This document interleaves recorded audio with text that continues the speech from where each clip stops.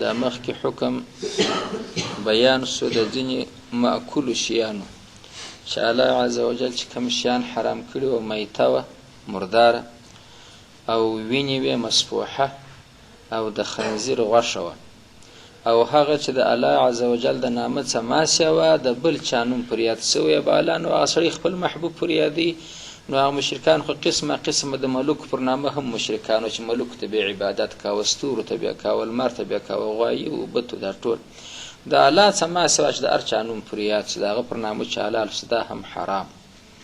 نو دغه محرمات خو په تیرو آسماني کتابونو کې هم ذکر سوي وه چې دا حلال دي دا حرام دي. یهودو خیانت کړي وو په هغه محرماتو په محللات کې، هلته هم لاس وهلی و. هغه یې هم ځینې شیان چې حرام وه الله عز وجل حرام کړي وه ځان ته حلال کړي وو په حیلو باندې، لکه خپل هغه د شنبې د ورځې ښکار چې د مایانو ښکار یې که په حیله یې ځان ته روا کړي وو. ځینې شیان بیا حلال وه دی ځان ته حرام کړي وو، برای بول دا حرام دی، خدای پاک وایي دا مه خورئ. د مثال په طور په هغه کې د اوښ چې دا به و یا بل و یا بل دغسې ځینې شیانو برای دا په خدای پسې ناکي تړل. لکه د پیغمبر علیه الصلاة والسلام صفات هم دغه رقمه په تیرو آسمانو کتابو کې ذکر سوي وه، او دغه یهودو چې هغه پټ کړي وه چې د نبي علیه السلام کوم صفات ذکر سوي دی هغه اړولی و. نو الله عز وجل د دغه محللاتو د محرماتو بحث چې یو څه لنډ وسو باره، نو د یهودو هغه بد کرغړن کار بیا یادوي چې معنا په دې کې هم دی لاس وهلی دی. ان الذین بېشکه هغه کسان یکتمون چې دوی پټوي ما هغه حکم انزله چې نازل کړی دی الله الله عز وجل، چې هغه نو چې دی عبارت دی من الکتاب د کتاب، چې هغه کتاب چې آسماني دوی ته راغلی دی په هغه کې احکام چې دوی هغه پټوي بالا، که د دغه مطعوم شیانو څخه دي د خوراکي شیانو څخه په دغه کې لاس وهنه کوي، او که د نبي علیه الصلاة والسلام صفات کې دا چې دوی پټوي ویشترون او دوی رانیسي به په هغه سره ثمنا قلیلا لږ پیسې. نو دا د کتاب لاس وهنه او د کتاب کتمان خو چې دی دا خو عامي سړی نشي کولی، دا خو د عالم کار دی. نو دغه علماو بیا دا کار کاوه، بیا به هغه د دوی خانانو خانزادګانو هغه بیا دوی نازولی یو څه شی به ورکوه. نه علاوه دته چې لک روپۍ ورکړي، 2 ورکړي، 3 لکه ورکړي، هر څونه چې ورکړي، خو په مقابله کې د کتاب الله ثمن قلیل دی. نو ته کتاب الله وګوره، ته د پیسې وګورې، پلا خو بیا ګر سره خو د خانانو دا عادت املا دغسې په خبرو خطابات شی نه ورکوي، چې ورکوي لږ شی ورلره ورکوي، نو خو هغه ثمن قلیل د سره پر دې دنیا هم چې ورته وګورېد دی. بل دا د سره د خان یې تر لاسو دغسې دغه چې دته بیخي ډېر روپۍ ورکړي، خو د الله تعالی د کتاب په مقابله کې ثمن قلیل بلل کېږي. ولې خو دا دنیا ګر سره لنډه ده چې ګر د دنیا ورکړي خو پای لري، آخرت خو پای نه لري. قرآن چې سړي معنا تباه کړي لاسه پکښې کې ووه، خو دا معنا آخرت یې ګر د برباد کړي، تباه کړي. نو دا ویشترون او دوی رانیسي به په دغه کتمان سره د ما انزل الله، چې دا منزل الله پټوي په دې سره دوی رانیسي ثمنا قلیلا لږ پیسې. نو دا کسان څنګه دي؟ اولایک الله وایي دا کسان چې ما یاکلون دوی نخوري فی بطونهم په خپلو نسو کې الا النار مګر نه اور. نو دغه پیسې خو آخر دوی خوري، خو یا به کپړه پکوي یا به خوراک شي، خو د انسان خو د نس و د شورکې څه برباد، خو دغه کار به دی کوي. نو دا که په ظاهره خوږ دی لکه زار چې په بره کې سړی واچي په ظاهر ښه خوند وکړي، مګر په لړمانه کې بارداره کم سي باره وایي کالي پر ځان سیري وایي لړمن مې اور واخسي اخر مړ کېږي. الله وایي دا اور ځان ته اچي. اولایک دا کسان ما یاکلون دوی نخوري فی بطونهم په خپلو نسو کې الا النار مګر نه اور سکروټې، دا نسته سکروټې اچي. ولا یکلمو او خبرې به ونه کړي هم د دوی سره الله الله عز وجل یوم القیامة په ورځ قیامت، الله به په ورځ قیامت خبر ورسره ونه کړي. دلته یو سوال وارد کېږي پر دغه جمله باندې چې ولا یکلمهم الله یوم القیامه، چې په آیاتو کې راځي چې په ورځ د قیامت د دوزخیان ډېرې نارې و الله عز وجل ته ووایي چې موږ خلاص که موږ په عذاب یو. اخر الله عز وجل ورته وایي چې اخسئوا فیها ولا تکلمون، چغه سئ په دا اور کې زما سره خبرې مه کوئ، خو هغه د خبرې ورسره کوي. دوی چې ډېرې نارې وکړي، ډېر فریاد وکړي په کلو زرو کلونه، ادې الله باره خطاب ورته کوي. خو دا خو هم یو خبره ده چې ورته ځغله چغه سه چغه خو نو سړی سپي ته وایي د اهانت لپاره الله عز وجل دغسې ورته چې اخسئوا چغه سئ په دې اور کې زما سره خبرې مه کوئ. دلته خو خبرې سره نه ورسره کوي. نو دا دوه آیاته باره خلک وایي دا خو سره ټکر دي، دا څنګه قرآن دی؟ مطلب یې دا دی، د دې جواب دا دی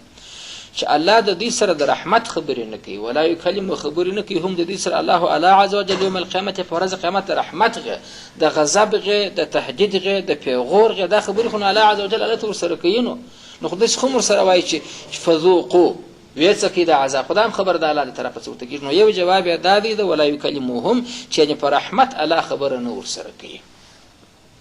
بل جواب دا دی چې ولا یکلمهم الله، الله د دوی سره خبرې نه کوي، معنا بالذات په خپله هره خبره چې الله دوی ته کوي خو د ملک په واسطه کې هغه ملک چې پر دوزخ مقرر دي هغو ته الله خبره شي وایي دغسې ورته ووایاست.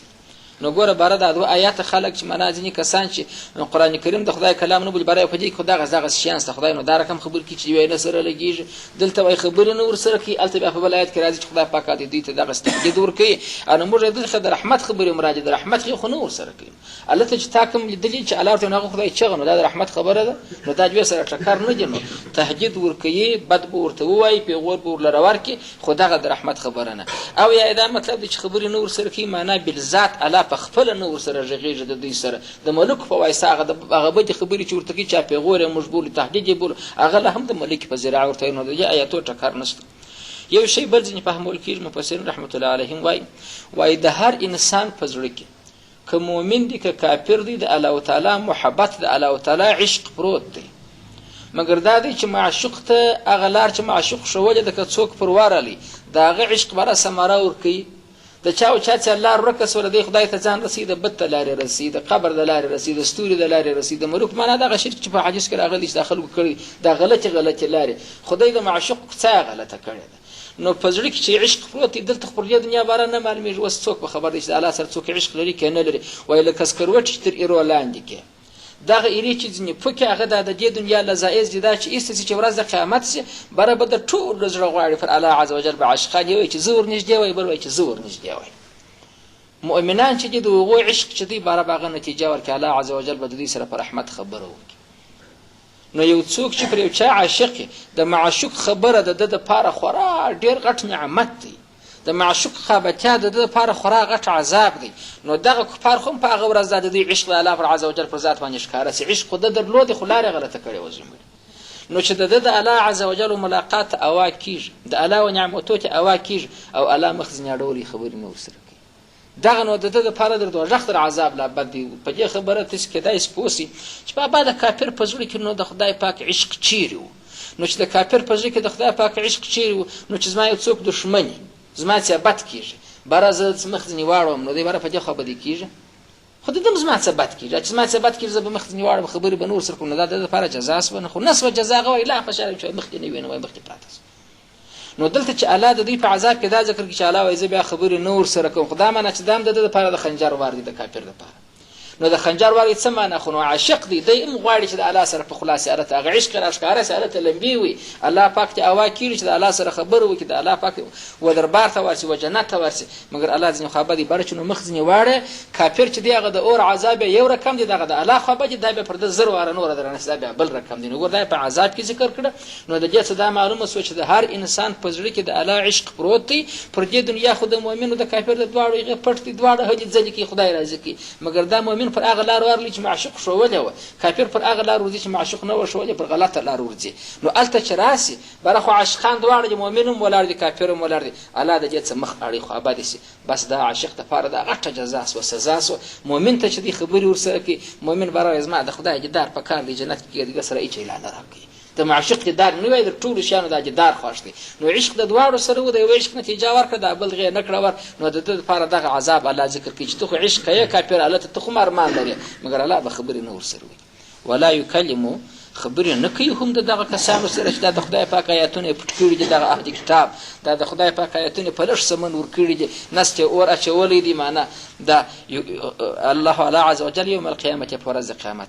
ولا یزکیهم بل عذاب الله ذکر کوي، ولا یزکی الله تزکیه نه کوي، پاکول نه کوي هم د دوی. دا کم کسان چې ګناهکاران دي مؤمنان دا په ګناه لړلي لکه زنګزده وسپنه، زنګزده وسپنه چې هغه انګر ته واوړي هغه د اور کورې ته واچي، یو ګړی اور پر بل سي باره چې داسې وټکي صفا سي زنګر د توی سي.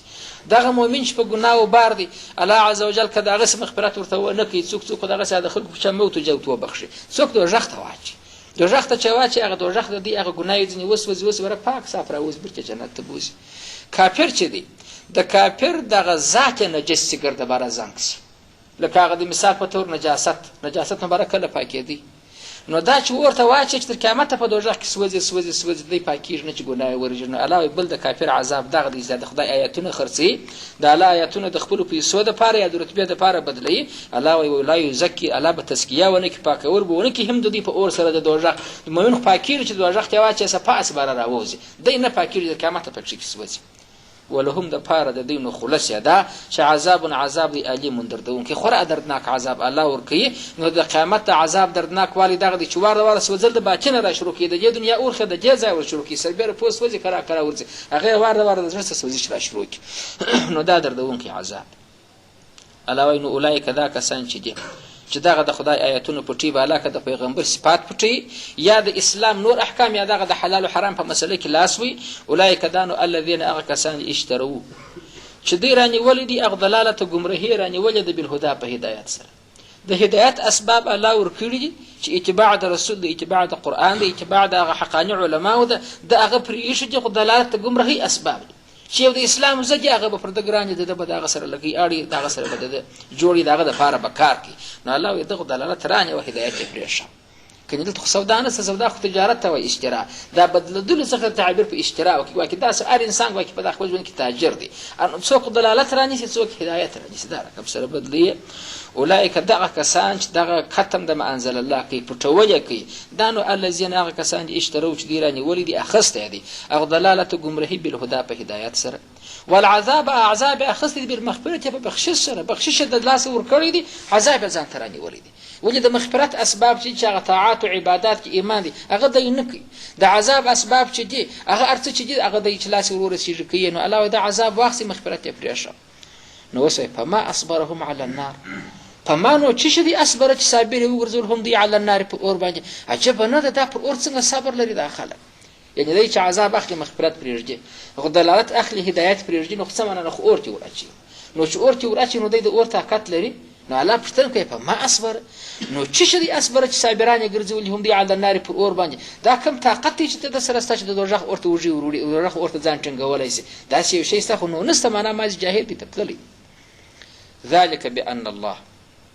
نو ذلك دغه عذاب چې الله عز وجل د ذکر کوي چې خبري بنور سره کوي تزکیه به نه کوي عذاب علیم دی او دی په فرجه اور باندې دا صبر څنګه کوي نو ذلك دغه د عذابونه چې ولي ورکول کیږي بان الله نزل الكتاب بالحق به په دې خبره سره دی چې ان الله اعلی عز وجل خو نازل کړي او الكتاب کتاب الحق په حق سره نه الله کتاب په حق نازل کړي پرشته د خدای پاک کلام او د څه چم وکي د اختلاف ور سره وکي د قران کریم چې ارڅ حکم ودی دغه پر بل الله روان وان الذين اختلفوا نو بشک هغه کسان اختلافو چې د اختلاف کړی دي د قران په کتاب کې مخالفت وکي د احکام خپل په طبيعت سره ټکر کړ لفي شقاق بعید لفي شقاق دا په شقاق په ضد کې بعید خورا لري ګای یو سړی نو کې زیدي نو کې نږدې د ازاد سړی اصلاح کولای شي ګای یو څوک دونه زد واخلي ډیر لري سباره خلک ورور د دې په خلا کې دا ولا کوم ممکن دي ګر سره نو دغه کسان چې د الله تعالی په کتاب کې اختلاف واقع کوي دا چې لفي شقاق په دا په شق خدا شاودلو ته ورکیږي دی په لريوالي کې په زد او حسد کې د بعید خورا لري شقاق دي د خلکو دا نږدې راتلای د نسولي د خدای په کتاب پر لګي هغه باندې خلک په اختلاف سره اچینو نو د ذالک اشاره وچاته وس وذالک دغه عذابونه شدید تور کول کیږي ولی وجه چې دغه د بان الله نزل الكتاب په دې خاطر سره چې الله نازل کړی او ټوټه کتاب الحق په حق سره پرشته سره او دا کسان چې اختلاف کړي دا په ډیر لیر اختلاف کې جوړ نه ور سره راځي نو په دغه د دې لپاره اوغه عذابونه وان الذين بشك هغه کسان اختلافو چې د اختلاف کړي په کتاب په دا کتاب کې د الله لفي شقاق دی په مخالفت په ضد کې دی بعید خراب په لري مخالفت کې جوړ د الله د کتاب سره کې دای نشي نو ولې به الله دغه عذاب نور کوي نو دا خو د يهودانو د بد عمل الله عز وجل د ذکر کې چې کتمان د حق کې کتمان د کتاب الله کې نو د دې لپاره داسې عذابونه جدي بار سره کښینسته ویل به د اهل کتاب بارال تنو د دغه پرېږده چې یو درپی پر مجرا غورځي خدای خبرې نه در سره کوي خدای دې تزکیه نه کوي عذاب علیم دې ستاده لپاره دلالت کړي ولې دې هدایت پیش دا نو د خبرې چې کوي شه بارال مشچاتل منسکوزه وکمه خواته کو بارال خل منزادي مر بچاته د بیت المقدس خواته نه کو بیت المقدس دی قبله او یوې شرقي طرف ټین کړي بل غربي طرف ټین کړي بارال بیت المقدس چې څوک المنځ وکي داغه کیسه خلاص پر خدای ګران دی خدای د ته ګردین عام نور کې د بیت المقدس طرف ته ټول قبلو مشرفه دي په دغه یې زړه ښه کوه. ګوره دا مې یو بهانه وکوله، ول موږ خو د بیت المقدس خواته مخ ګرځوو، هغې خواته چې څوک مخ چا وګرځوه هغه تر ټولو قبلو افضله ده. ولې سابقه انبیاو ټولو لمونځ هغې خواته کړی دي، نو چې د هغو افضله شوله زموږ دپاره عذابونه د کومې خوا دی دې نه ورسره جوړي. الله عز وجل د دې رد ورکړي چې اوهو ته په دې نازېږي چې د بیت المقدس خواته لمونځ کوم. دا اوس دغه خبره مهمه ده چې سړی مخ دې خواته کړي یا دې خواته کړي، طرف خو مهم نه دی، د الله تعالی امر منل مهم دي. زموږ اوس د مثال پر دا اوس موږ مؤمنان چې د قبلې طرف الله را ټاکلی دی و دې خواته لمونځ کوو، ولې خدای راته ویلي. که خدای راته ویلی چې دې خواته که خو موږ دې خواته کوو. نعوذ بالله که دا اوس بل نبي پیدا شي خو نسته، که دغه نبي د خدای حکم په رښتیا راوړي چې دې خواته وکړي، خداګر د مؤمنان دې خواته مخ ګرځي. خو د خدای امر منل مهم دي که طرف مهم دی. نه خو مشرق بزرګ دی، نه مغرب بزرګ دی، نه شمال بزرګ دی، نه جنوب بزرګ دی، خو د اعلی امر بزرګ دی، باید د هغې اطاعت وشي. نو ته څونه دوکه یاست به یهودو ته وایي چې ته په دې نازېږې چې زه خو د بیت المقدس خواته مخ ګرځوم، په هغې کې بیا یهود وایي چې زه غربي طرف ته ګرځوم، نصارا وایي زه شرقي طرف ته ګرځم، یو وایي دا خوا یې بزرګه ده، بل وایي دا. الله وایي دا ګرده غلط دی. لیس نه د البر نیکي ان دا تولو چې تاسې وګرځوئ وجوهکم مخان خپل قبله و طرف ته المشرق د لمر خاته خوا والمغرب د لمر بیاده خوا، چې لمر بیاده ته یهودي مشرق ته نصارا دي. دا خو نو بیر نیکي دې ته نه وایي چې ته په دغه نازېږې. نو بیر څه ته وایي؟ الله وایي بیر به زه اوس در وښیم. ولکن دونه خبر د البر نیکي، نیکي چې د من د هغه چا نیکي د امنه چې ایمان یې راوړی بالله پر الله عز وجل باندې. دا طالبان که په خبره پوهېږي هغه ورته متوجه شي. ولکن د بر خبره روانه ده، بر نه ده دا چې ته مشرق یا مغرب ته وګرځې، ولکن دونه خبر د البر نیکي چې ده من هغه څوک دی. نو خو نه سره لګېږي د نیکۍ اثبات کوي باره نیکي چې ده من هغه څوک دی. نو در بر پسې تفسیر بل بر دی، ولکن دونه خبر د البر نیکي چې ده بر نیکي من د هغه چا ده، نیکي د هغه چا نیکي معتبر ده. نو در من را وجې خواته تر بر وروسته یو بل بر ایښودل کېږي، تفسیر یې ورسره رځي. ولکن دونه خبر د البر نیکي، نیکي د چا ده؟ نیکي من د هغه چا نیکي د امنه چې هغه ایمان راوړي بالله پر الله. الله وایي اول د واره پر الله چې څنګه دی ذات و صفات یې هغسې بې منې. یهودو خدای ته زوی ثابت کړی و عزیر علیه السلام، نصارا خدای ته زوی ثابت کړی یا کوروالا ثابت کړی و حضرت مریم یا د هغې زوی حضرت عیسی الله زوی دی. نو پر خدای دغسې ایمان سړی راوړي. اول د بیر شاخله د دغه ځای وشکړي چې ایمان به پر الله سړی لري کما هو باسمائه و صفاته، څنګه نومونه دي څنګه صفتونه دي هغسې ایمان به د دې څه یهود بې نصیبه دا یو. والیوم الاخر او پر ورځ آخرت به ایمان لري چې قیامت سته. والملائکه چې پر ملایکو به ایمان لري، د ورځې د آخرت ایمان او د ملایکو ایمان. دا خو یهودو دعوا کول مګر چې څنګه الله وایي پر هغه رقم دوی نه منل. والکتاب او پر کتابو د خدای پر ټولو به ایمان لري. کومه چې یهود پر ټولو کتابو ایمان لري، خو پر یهودو پر انجیلو پر قرآن نه لري، او نصارا چې هغه پر قرآن باندې نه لري او پر تورات نه لري. منه هر یو خپل کتاب ټینګ کړی دی، نور نه مني. خو اسلام یو جن هغه امتیاز لري چې خپل کتاب باندې ایمان لري، پر نورو یې هم لري، فقط وایي د عمل دپاره دغه دی، نور منسوخ دي. نو دی چې دی بل بیر د هغه چا بیر معتبر دی چې ایمان به لري پر ملایکو او پر کتاب باندې، والنبیین او پر ټولو نبیانو به ایمان لري. ګوره دا د ابواب البر دی، د نیکۍ دروازې دغه دی. ابواب البر آیات دغه دی چې د نیکۍ ټولې دروازې په کښې کې ذکر سوي دي. دا هغه د ایمان خواص عمل ته راسه. وآت المال او نیکي د هغه چا نیکي ده چې هغه ورکړي المال مال علی حبه پر محبت باندې د الله. دا د هې ضمیر الله ته راجع دی ورکوي مال علی حبه پر محبت الله، د الله سره مینه لري. باره وایي د خدای پاک نو دا مال نه دی را باندې ګران، دا خپل فرضي حقوق ورکوي. او دوم دغه تفسیر دا دی چې علی حبه پر محبت ته دی مال، دا د هې ضمیر مال ته راجع که خدای ته مه راجع که. وآتا دی ورکوي المال مال علی حبه سره د محبت د دی مال، خو ده ته محبوب دی خوښ دی. د یوسف په قدر نو څوک نه پوهېږي، په هغه باندې پوهېږي مګر پر هغه سربیره باندې دی ورکوي. وای دا الله رضا مې په خوښ ده. نو ګوره علی حبه پر محبت الله یې ورکوي یا علی حبه سره د محبت د دی ماله. ويؤثرون على انفسهم ولو كان بهم خصاصه. په قرآن کریم کې بل آیات هم دغسې وایي چې دی تر خپل ځان بل غوره کړي که څه هم په ده سره خصاصه او احتیاج دی خپل هم د دې ماله څه کار اخیستی سي. بره وایي زما له اوس دغونه کار چلېږي، بل چا ته یو شی ورله راورکړي، الله وایي خو بل یې دغه کار دی د بیر. نو یهود دا کار کوي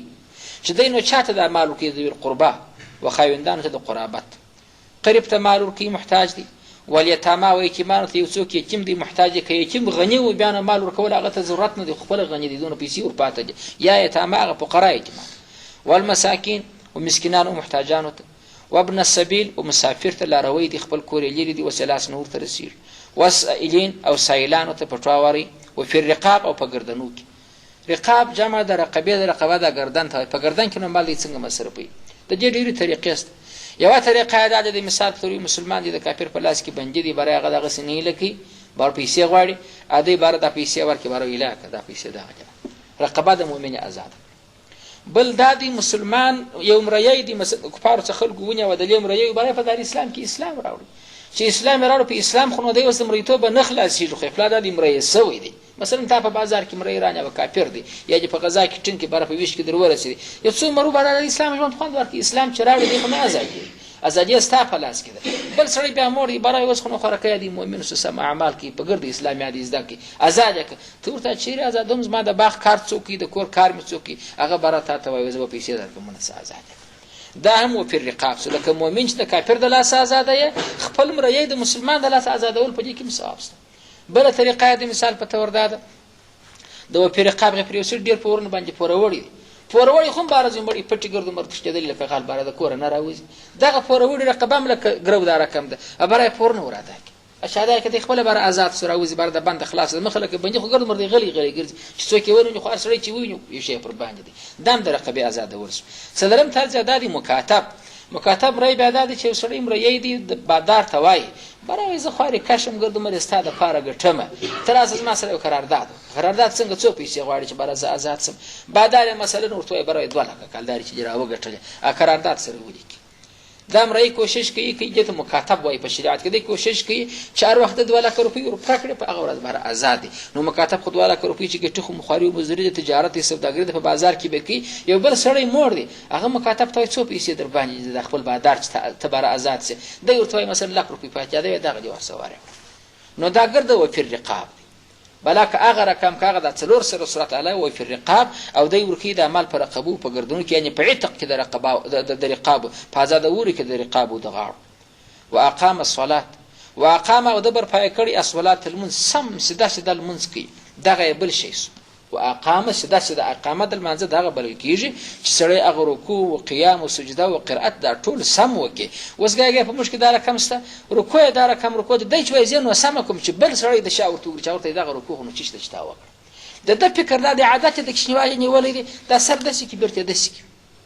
بار د چوي دا نو سم سجده وکړه مګر چې بل د دل منځه کاسي کې بیا ورته دغه وس چشته شته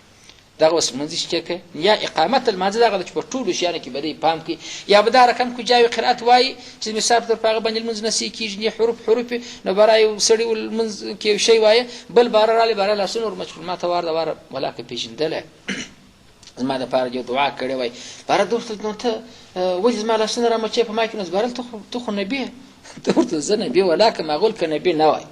دغه شی چې په المنځ کې وای د قرآن شریف کې ولاکه نو مارم د چپټابل کلام نازل شوی دی هغه پکې کې وای هغه چې په قران کې وای هغه خو نو چاته وای دغه شیان سره وایل نو اقامت کې د المازغه د قرأت ټول مهم دي دا خاص خصوص د خبره طالبان ته متوجه دي چې دای خو راهنما دي دی به اول د قران ورنيس چې خلک نو په دې کې چې هغه خو نو سیاسي د سنې چې د خپل ځان کې مغروري زپلانې کتاب وایم مانانو یعنی قران شت کو به خز دي قران جلا علم دي جلا نازل شوی دي جلا مخارج جلا طرز العجد هغه بس دکینو نو اقامه د بر پای کړي اسولات المنز واتا او دی ورکی زکات هم ورلرو کې هغه فرضه والموفون او دی وفا کوونکی بعهد په خپل وعده اذا ها وقت عهد چې دی وعده وکي وعده کده الله سره د رسول سره د بندگانو سره دی به ifade چاکي د خپل عهد بکینو والصابرین او دی صبر کوونکی الله عز وجل فی البأساء تنگلاسیک چې تنگلاسی پر راس بار صبر وکي وغض الرائف ناجوریک وضرر تکلیف د بدن وای په بدن په تکلیف اخته په هغه کې الله تعالی ته صبر وکي وحين البأس او په وخت د جنگ په وخت صبر کول دا مغټ د ابواب البر څخه دی الله عز وجل په صراحت راوړي په تنگلاسی کې په مسکینی کې صبر کول په ناجوړی کې صبر کول او په وخت د جنگ او د تکلیف چې دا په کبایر کې مرাজি په هغه صورت کې ک کافرانو د مؤمنانو د چاند او بالابود نه او د اصلحې توازن سره او کچیر هغه نه بیا خو نو د ترشدلای سی ورته رخصت دی مګر عظمت خدا دی چې و درېږي په هغه وخت کې چې معنا دغه شرط پر ځای چې هغه د چاند بالانه او د اصلحې او نوع توازن برابر په هغه خو نو کبیره د پر سره کولاړي نو اوس د او غزا سره ونه ستر دغه ځای څو نسبت الله ذکر کړ يهود یوازې په دې خبره نازېږي موږ د بیت المقدس خواته مخ ګرځو بالا جنو نبي علیه السلام چې په ما پسې خبرې کوي چې ته دوزخي یې ته فلانی چیرې موږ د ګردو خلکو ښه خلک یو الله ویل چې دوی بیر دې ته نه ویل کېږي چې ته مشرق ته مخ ګرځئ یا مغرب ته بیر دغه دی که نه دی دغه د بیر ابواب دي هغه د ایمان په برخه کې دا نور د اعمالو په برخه کې نو کم یو لري نو یهودو چې ورته خو د یو لا نه لري نو دا د کومې خوا بیر دی چې ته پر خدای باندې ګران یې باره نبي علیه السلام چې ناکي وایي الله عز وجل په پای کې اولئک الذین صدقوا اولئک نو دغه موصوفین په دغه صفاتو چې د هغه ایمان برخه کاملې د وآت المال سراونه سره دغه ځای د اعمال کاملې اولئک دا کسانو الذین هغه کسان دي صدقوا چې دوی رښتیني دي واقعي په چیش کې رښتیني په خپل عقیده کې چې دوی وایي زه مؤمن واقعي او عقیده د مؤمن د خدای د اثار اشکار سول په خپل خبره کې چې دوی وایي زه مؤمن یم سی خبره سول نو دوی په خپل خبره کې هم صادق او دوی په دغه صفاتو کې هم صادق چې دا پکې کېسته دوی په خپل عقیده کې هم صادق و اولئک او دغه کسان چې موصوفین دي هم دی المتقون ځان ساتونکي دي پرهیزګاران دي د چیش څخه ځان ساتي دوی متقیان دي د عذاب څخه د الله عز وجل ځان د عذاب د خدای وساتي دي خوندي کوي نو يهودي پتا کې خدای صفات نشته نو چې نشته ته څنګه ځان د خدای د عذاب ساتل لپاره ما ته خدای عذاب نه راکړي بس دا یو خبره ټینګه کړې ده چې بار وځو بیت المقدس ته مخ ګرځم دا د ټولو قبلو ش قبله ده هغه دی وایي قبله خدای قبله تر هغه به د ابراهیم علیه السلام جوړه کړې ده د افضل د قبلو ده دی ولې هغه افضل د قبلو د مشیغه ته مخ ګرځو بالا خوندي خدای عذاب نه راکړي الله یا اولئک دغه کسان چې دا اوس دغه صفات پکې کې ذکر څونه ډیرو پر لپسې هم دی المتقون ځان ساتونکي دغه اصلي ځان وساتي د چا څخه د الله عز وجل د عذاب څخه یا هم دی المتقون ساتونکي دي تقوا کوونکي دي په خپل صفات کې خپل صفاتو کې ریا او شی نور ګټي يهودي اول کینه کې کوله بارانه دغه صفات نه ساتلي دغه صفات خپل کړ کې چې دغه صفات د ریا د پاره دي دغه صفات د نامداري د پاره دي نو دغه ابواب البر الله ذکر کړه هدف چې شو د سر د آیات په سر کې تستول چې هغه د يهودو د خبره دفع کوله چې هغه فقط په دغه نازیدل الله ول طرف مهم نه دي ولې طرف که مهم وای هغه د چې مرسته قبله ورکسي وجه خاطر المنځ وکي هغه المنځ بارو سره چاره وشو چې خدای بنده ته دور ولاړ قبله خو دې خاطر زموږ هغه منځ راګرځي نه غواړي سید نو ولې خو خدای ته موکل نو چې بارا واست نه رسېږي قبله نه ودر معلومه دی خاطر ما دي سي کیږي نو طرف والی مهم د طرف مهم والی چې هغه اورات کې د دې ځام واخر دعوانا الحمد